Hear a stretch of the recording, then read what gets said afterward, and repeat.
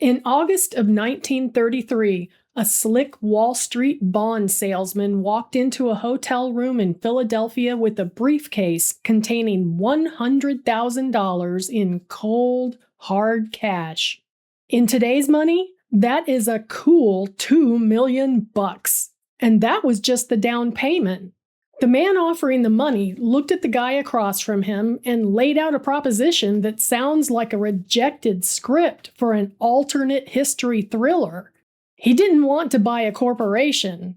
He didn't want to fix an election. He wanted to buy an army. Specifically, he wanted to buy a private army of 500,000 heavily armed military veterans, march them directly into Washington, D.C., and force the President of the United States out of power at gunpoint. The plan was simple, brutal, and explicitly modeled after the fascist takeovers tearing through Europe. They were going to establish a corporate-backed dictatorship right here in America. And they wanted the terrifyingly intense older man sitting across the table to lead the charge. The suits on Wall Street thought they had picked the perfect puppet. After all, this man was a legendary, blood-and-guts military commander. He was a man who had spent his entire adult life fighting America's dirtiest wars. They figured every man has a price, and they had the deepest pockets on earth. What they didn't realize was that they hadn't just picked the wrong guy.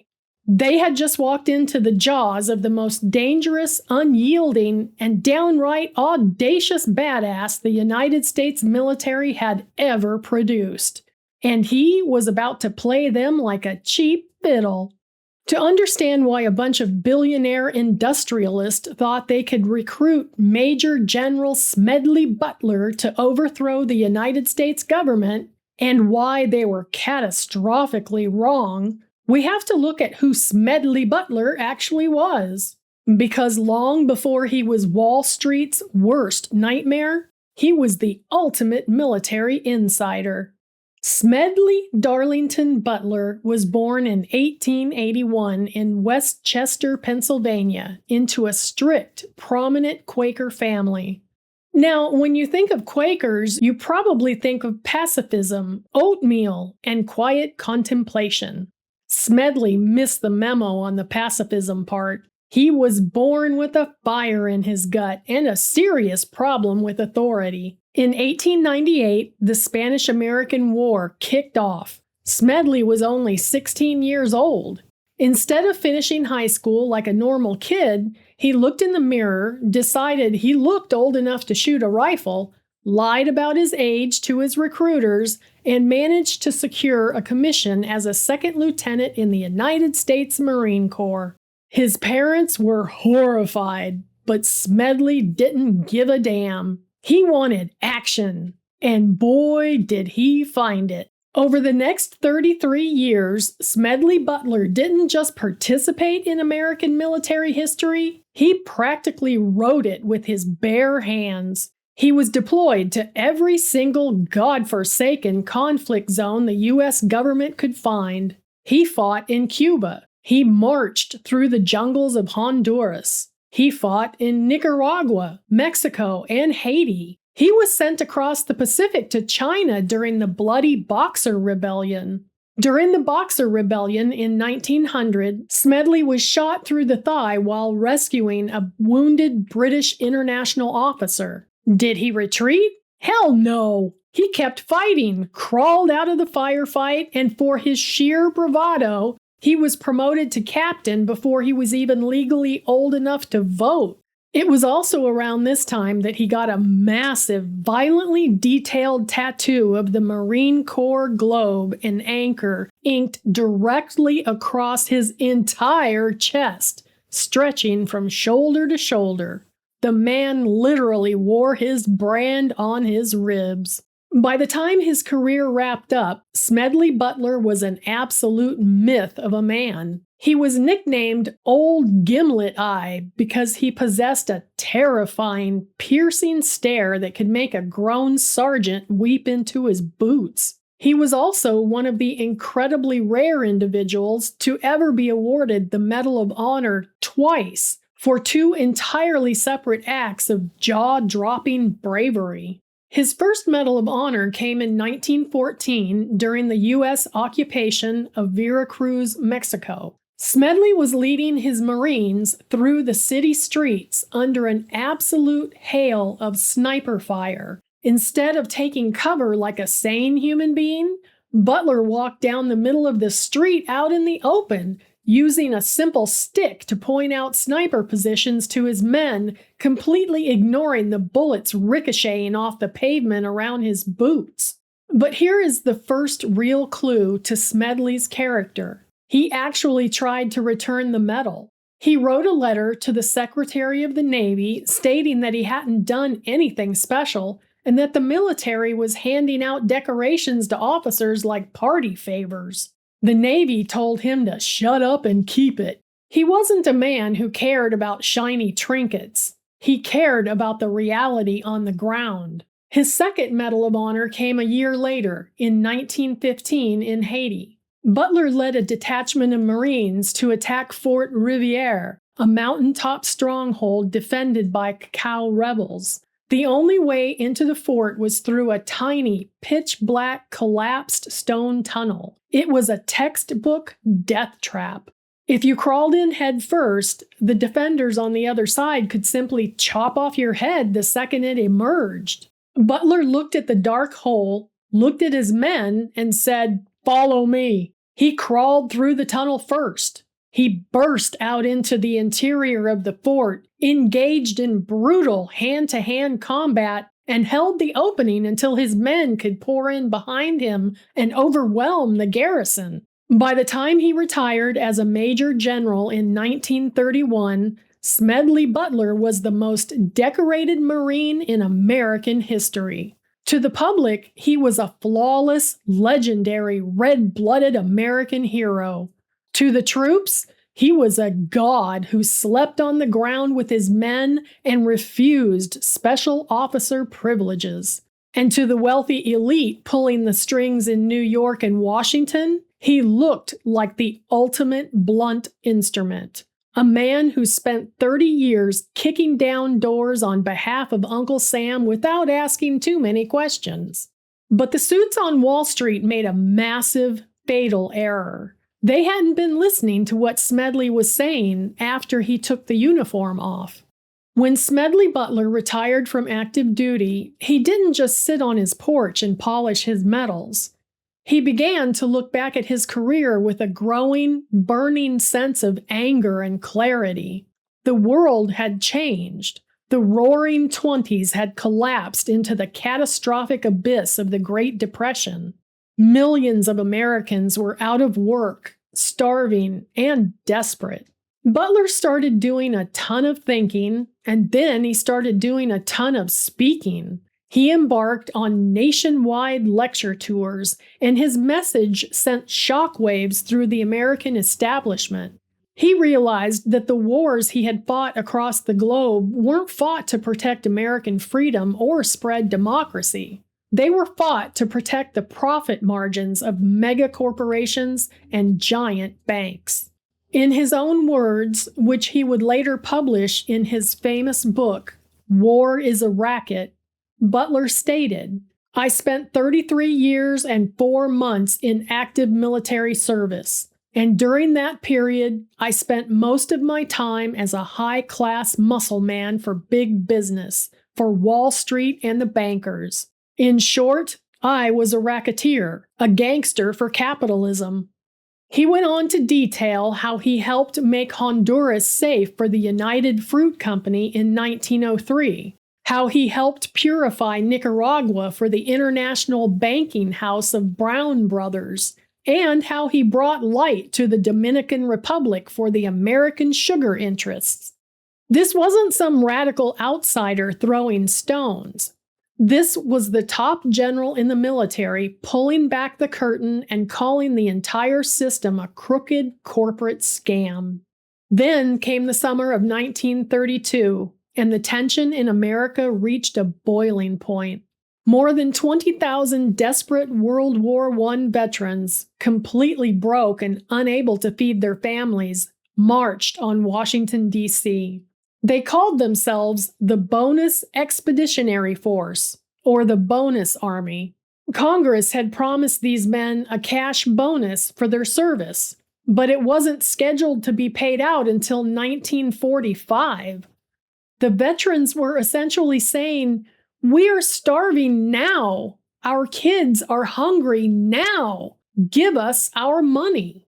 They set up a massive, orderly shanty town on the Anacostia Flats, right across the river from the Capitol, determined to stay until Congress passed a bill to help them. The political establishment under President Herbert Hoover viewed these starving veterans not as desperate citizens, but as a dangerous communist mob ready to spark a revolution. The government panicked. But do you know who didn't panic? Smedley Butler. Butler packed his bags, hopped on a train, and went straight to the camp. He didn't show up with guards or weapons.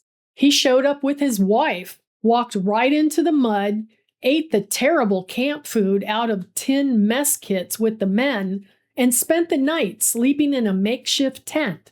He stood up on a crate and delivered a roaring speech to the troops, telling them they had every right to petition their government and urging them to keep their heads down and stay peaceful. He told them, "You have as much right to protest here as any damn millionaire has to protest in a lobbyist's office." But the peaceful protest didn't last. Shortly after Butler left, President Hoover ordered the regular army to clear the camp. And who did the government send to crush these penniless veterans? General Douglas MacArthur, assisted by his right-hand man, Major George S. Patton. MacArthur, who loved a good dramatic display of force and apparently lacked a functioning conscience, didn't just ask the veterans to leave. He marched in with cavalry carrying sabers, infantry with fixed bayonets, and actual tanks. They tear-gassed the veterans, their wives, and their children. They drove them out of the city and burned their pathetic shanty town to the ground. Smedley Butler watched this happen on the news and was absolutely, utterly furious. The betrayal of the men he loved by the government he served left a bitter taste in his mouth.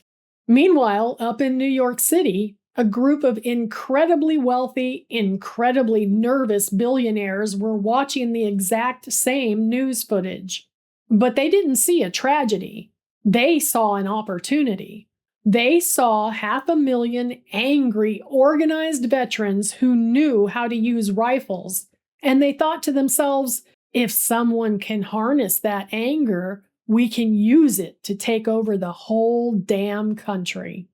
Real quick, guys, if you think Smedley Butler walking into a dark Haitian tunnel or calling out Wall Street is the definition of audacious, hit that subscribe button right now. Done it? Awesome. Now let's get back to it. In November of 1932, Franklin D. Roosevelt was elected president in a landslide victory. FDR came into office promising his New Deal, a massive wave of government programs designed to lift regular Americans out of poverty, regulate the chaotic banking system, and get people back to work. To regular citizens, FDR was a savior. But to the ultra-wealthy elite, the old money titans of Wall Street, the corporate barons, and the banking dynasties, FDR was an absolute monster. They viewed his policies as outright socialism. They were terrified he was going to take America off the gold standard, inflate the currency, tax their massive fortunes into oblivion, and destroy their corporate empires. A group of these wealthy industrial titans formed an organization called the American Liberty League. On paper, they claimed they were just a political group dedicated to protecting the Constitution and promoting free enterprise. But behind closed doors, A powerful faction within that world decided that democracy was no longer working for their wallets. They decided that FDR needed to be removed, not through an election, but through a swift, corporate-financed coup d'etat. But a bunch of soft-handed Wall Street executives can't exactly march on Washington themselves. They needed muscle. They needed an army. And most importantly, they needed a leader with impeccable military credibility whom the veterans of America would follow blindly into hell. Enter Gerald C. McGuire. McGuire was a wounded World War I veteran who now worked as a slick bond salesman for a wealthy Wall Street financier named Grayson M.P. Murphy. McGuire was chosen to be the bagman, the scout, the guy who would make contact with their chosen savior, Smedley Butler. In July 1933, McGuire traveled to Smedley Butler's home in Newtown Square, Pennsylvania. He didn't just walk in and lay out the whole treasonous plot right away. No, he played the long game. He introduced himself as a representative of a large, concerned group of veterans who wanted to see Butler take over the leadership of the American Legion, a powerful veterans organization. McGuire started showing up regularly, throwing around unbelievable amounts of money. He offered to pay for Butler to travel to an upcoming American Legion convention in Chicago. When Butler looked suspicious and said he didn't have that kind of money, McGuire casually opened a thick leather briefcase and dumped out a massive stack of $100 bills. He told Butler he had thousands more ready to go to finance a campaign to get Butler into power within the organization. Now, Smedley Butler might have been an aggressive warrior, but he sure in the hell wasn't stupid. He looked at this slick bond salesman throwing around fortunes in the middle of the worst economic depression in human history, and his internal alarm bells started screaming. He knew that an ordinary veteran organization didn't have this kind of endless capital. He smelled a rat, a massive, corporate-sponsored rat. Instead of throwing McGuire out of his house on his ear, Butler made an incredibly audacious, brilliant tactical decision. He decided to play along. He put on his best poker face, nodded his head, and pretended to be interested. He wanted to see exactly how deep this rabbit hole went, and he wanted to find out exactly who was signing the checks. Over the next year, McGuire kept meeting with Butler, each time revealing a little more of the terrifying grand design. McGuire even spent months traveling through Europe on his boss's dime, specifically studying how fascist movements had successfully seized power overseas. When McGuire returned, he met Butler at the Bellevue Stratford Hotel in Philadelphia. This is where the mask completely slipped, and the plot turned into a full-scale confrontation of wits.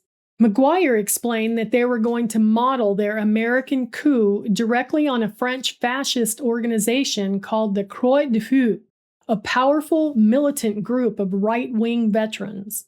McGuire laid out the exact blueprint for the overthrow of the U.S. government. The plan was terrifyingly precise.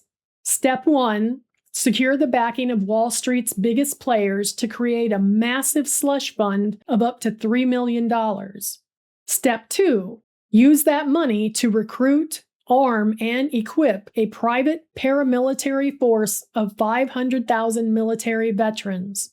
Step 3, launch a massive media campaign using their corporate control over newspapers to convince the public that FDR was sick, mentally incompetent, and unfit to lead due to the stress of the Depression.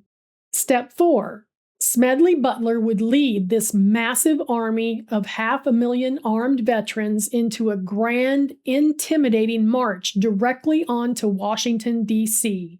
They would surround the White House and present FDR with an ultimatum. They wouldn't kill him. They would simply tell him that he needed to appoint a new, unelected position to the cabinet, a Secretary of General Affairs. This new position would take over all the actual executive power of the government, running the country on behalf of the corporate elite, while FDR would be reduced to a completely powerless ceremonial figurehead. And if FDR refused to cooperate, the 500,000 armed men would simply remove him by force. This brings us to the ultimate, incredibly tense confrontation between the slick corporate lackey and the hard-boiled general. McGuire sat there in the hotel room, completely oblivious to the fact that he was talking to a man who possessed a legendary moral compass and delivered the pitch of a lifetime. You see, General, the people of this country are tired of democracy. They need a strong man. They need someone they trust to take the wheel. We have the money. We have the weapons.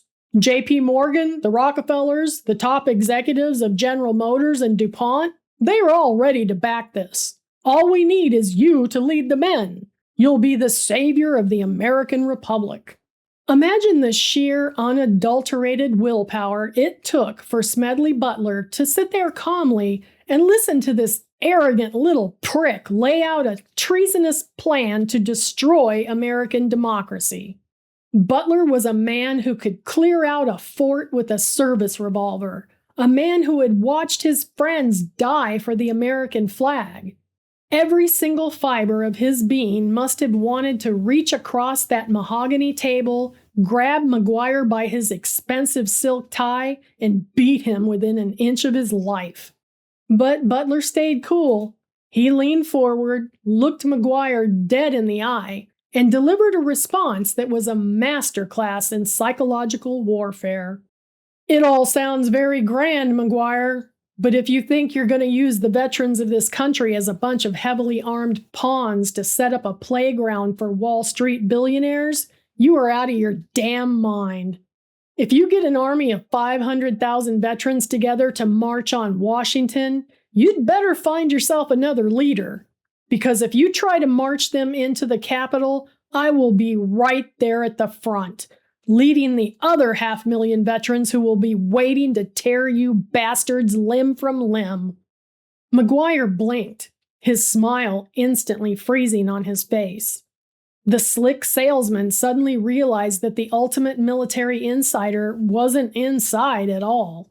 He had just handed the entire treasonous blueprint of the most powerful billionaires on earth to a man who hated everything they stood for. But Butler wasn't done playing chess. He knew that if he just went to the cops with his own word against a Wall Street firm, the billionaires would use their endless resources to cover it up, label him a crazy old veteran, and bury the story forever. He needed independent cooperation. So Butler had brought in a trusted friend, an investigative journalist for the Philadelphia Record named Paul Combley French. Butler told McGuire that French was a trustworthy associate who could help them coordinate with other veterans groups. French went to meet McGuire at his Wall Street office, pretending to be on board with the coup. McGuire fell for it, hook, line, and sinker. He bragged openly to the journalist, confirming the entire plot. McGuire told French, "We need a fascist government in this country to save the nation from the capitalists who are losing it via socialism." He even casually mentioned that they had a stash of weapons ready, saying Remington Arms Company would supply all the rifles they needed because DuPont owned a massive stake in the company. Now, Smedley Butler had the testimony, he had the journalist, he had the names, and he had the dates. It was time to blow the entire damn roof off the corporate state. In November of 1934, Smedley Butler marched into a secret executive session of the newly formed House McCormick-Dixon Committee, which would later be known as the House Un-American Activities Committee. He sat down in front of Congress, raised his right hand, swore an oath, and unleashed an absolute tactical nuclear weapon of a testimony. For hours, the legendary Marine general laid out every single scrap of evidence he had gathered over the past year. He named names. He named Gerald McGuire. He named Grayson MP Murphy. He implicated major financial institutions, powerful political figures, and the billionaires behind the American Liberty League. He detailed the cash bribes, the European fascist models, and the plan to turn President FDR into a corporate puppet. The reaction from the mainstream media was immediate, hostile, and utterly predictable. The biggest newspapers in the country, which were overwhelmingly owned by the exact same wealthy corporate interest Butler was exposing, launched a massive smear campaign to destroy his credibility. The New York Times ran a front-page story calling the whole thing a gigantic hoax and a cocktail party plot. Time magazine ran a viciously sarcastic article mocking Butler, treating his testimony like a hilarious, delusional fairy tale cooked up by a bored, retired general who had spent too much time in the tropical sun. The public was told there was absolutely nothing to see here. Move along. Just a crazy old Marine imagining things. But behind closed doors, away from the mocking newspaper headlines, the congressional committee was doing something the media refused to do. They were actually doing their damn job. The committee hauled Gerald McGuire in for questioning. They subpoenaed his bank records. And guess what? McGuire lied through his teeth, contradicting himself constantly. But the paper trail didn't lie. The committee discovered that McGuire had indeed received massive, unexplained influxes of cash, totaling over $100,000 right at the exact times he had visited Smedley Butler. They confirmed his mysterious trips to Europe. They confirmed his connections to the wealthy backers of the American Liberty League. They called in Paul Comely French, the journalist, who fully corroborated every single detail of Butler's story under oath. In February of 1935, the committee submitted its final official report to the House of Representatives. And despite everything the mainstream media had written to discredit Butler, the official legal conclusion of the United States government was crystal clear. The report stated, in the last few weeks of the committee's life, it received evidence showing that certain persons had made an attempt to establish a fascist organization in this country. There is no question that these attempts were discussed, were planned, and might have been placed in execution when and if the financial backers deemed it expedient. The government officially admitted that Smedley Butler was telling the absolute, literal truth. The business plot was real. The fascist corporate coup was a genuine, heavily financed threat to the United States. But here's the most frustrating, infuriating twist in the entire saga. Do you know how many Wall Street billionaires went to prison for trying to overthrow the American government? 0. Absolutely none. The committee completely whitewashed the public version of the report. They deleted the names of the most powerful Wall Street elites, including representatives of J.P. Morgan and the top corporate executives, from the published transcripts to prevent panic and protect the reputation of the financial sector. Gerald McGuire was never prosecuted for perjury or treason. He conveniently died of a sudden illness just a few months after the hearings concluded, at the age of 36.